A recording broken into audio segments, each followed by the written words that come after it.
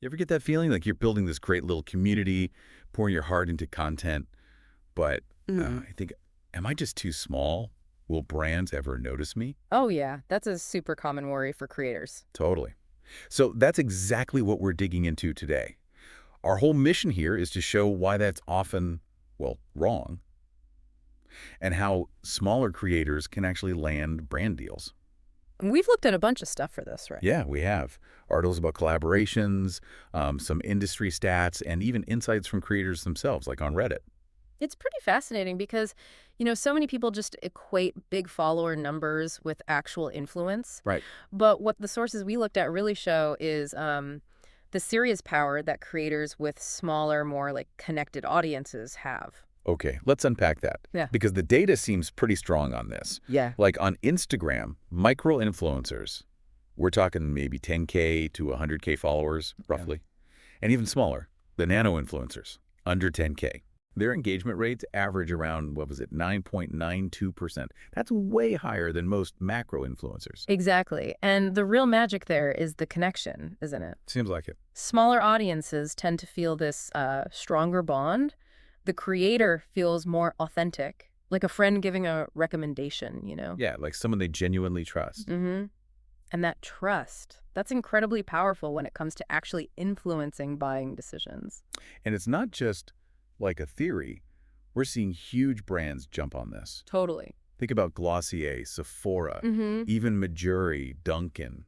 These aren't small operations. No, not at all. They're recognizing that real value isn't just about shouting to the biggest crowd possible. It's a smart shift, really. It is. Brands are getting savvy. They realize massive reach doesn't always mean meaningful impacts. Sometimes connecting deeply with just the right group is way more effective. So, okay, if you're listening and you have that smaller dedicated following, what can you actually do? Good question. The sources had some solid advice. First thing, get really specific with your niche. Ah, the niche. Always important. It's crucial. Like, who exactly are you talking to? What are they super passionate about? If you become the go-to person in that specific little world. Then you're gold for brands targeting that same world. Precisely. You Sure. become incredibly valuable to them. Makes sense. And it's not just the content, is it? It's also about professionalism. Oh, for sure. How you present yourself. A polished media kit, being clear and easy to communicate with. Yeah, that stuff signals you're serious, you're reliable. Mm-hmm. And don't just wait around. Reach out. Find brands that actually align with your values and, make the first move. Good point. And for creators who find that outreach maybe a bit daunting, Yeah. there are platforms now, right? Yeah, absolutely. These user-generated content platforms, UGC platforms like Aspire, Coley, Creator.co, What do they do exactly? they basically act as matchmakers. They connect brands, even big ones, with micro-influencers. Often your follower count isn't the main thing they look at. Interesting. We also saw one called Grandee mentioned. Ah, yes, Grandee. They have a slightly different angle, don't they? Yeah, it seems like they let creators pitch ideas directly to brands. And crucially, they help sort out upfront payments. Which is huge. Getting paid up front can be, well, a game changer for creators managing their cash flow. Definitely. And it's not just theoretical potential either. We found some cool real-world stories. Oh, yeah. Like what? There was this one person on Reddit. They shared that they landed a $5,000 collaboration Wow, okay. with less than 3,000 followers on Instagram. Get out.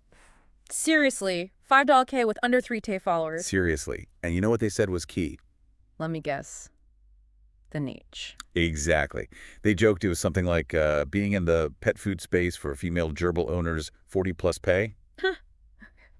Okay, hyper-specific, but that proves the point, doesn't it? It really does. Yep. That level of focus is where the leverage is. Yeah, that story just sums it all up perfectly. Your value, it's so much more than just a follower number. It's about that deep engagement, that specific community. That's what brands are starting to really value. So the takeaway here seems pretty clear. As you're building your thing, maybe think less about just sheer numbers and more about, well, how deep can you go with your community? Right. Could that focused connection actually be more powerful, more impactful than just chasing a huge but maybe less connected audience? Definitely something to mull over.